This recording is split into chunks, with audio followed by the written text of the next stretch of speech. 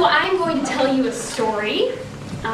It is a story for children, but also a story for the kid in us all. It's called How Frenetta the Morphologump Found Her Inner Star.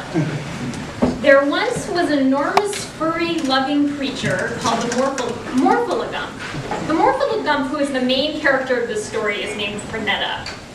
Frenetta lived in a beautiful fenced-in pasture in a forest.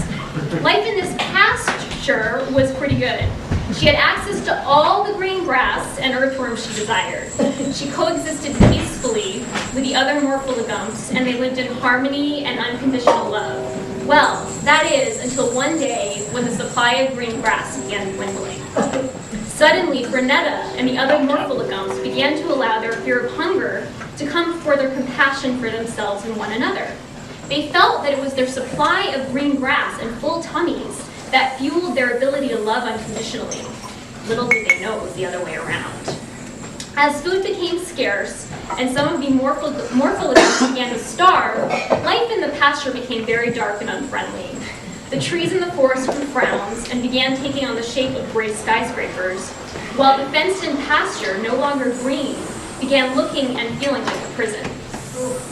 Frenetta watched with horror at what was becoming of her fellow creatures and their pasture, and in so doing became very, well, frenetic.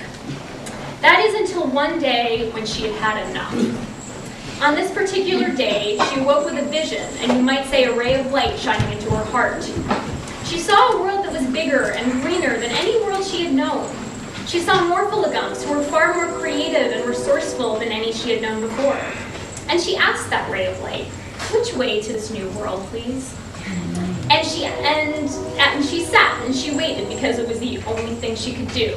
After all, her investments were down and there were no jobs anyway. And then it hit, a glimmer, a flash of insight. She called her fellow creatures round and shared with them her vision. We must be willing to let go of the pasture we have known and loved, for there exists a far greater place beyond here, and it awaits us now. She said to get there, we must break down the fence around the pasture and the walls of our home, which are really just symbols of the walls around our heart. And only then will we see. So all the Morphologumps joined their hearts and minds together and deconstructed the fence, the boundaries of the only home they had known, without knowing why or what they would find on the other side. And this was not done without a few tears. But as they did so, something very interesting began to happen. It was as if a light in each of their chests began glowing brighter and brighter still as each piece of fence came down. And an energy of love that they had forgotten existed inside of them grew too. They began seeing each other with new eyes, which was really with old love. And their hearts felt cupped in a peace they had not realized they had been yearning for. As the last piece of fence came down and as the light in their hearts grew brighter, the dark clouds around the pasture parted. Suddenly there appeared around them a limitless sea of green grass and blue sky lit by a flaming warm sun. And it had been there all along, blocked from their sight by the walls of their pasture. And here there were Morphologumps they had known who were waiting to welcome them with open arms. These Morphologumps held keys to creating eternal peace for all, and they were willing and eager to share their knowledge with the new kids on the block. That night, Frenetta looked up at the stars and thanked them for their guidance.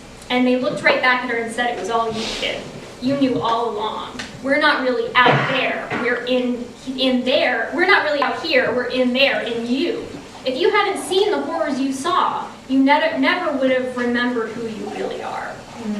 And on they all lived in a world lit by their inner stars.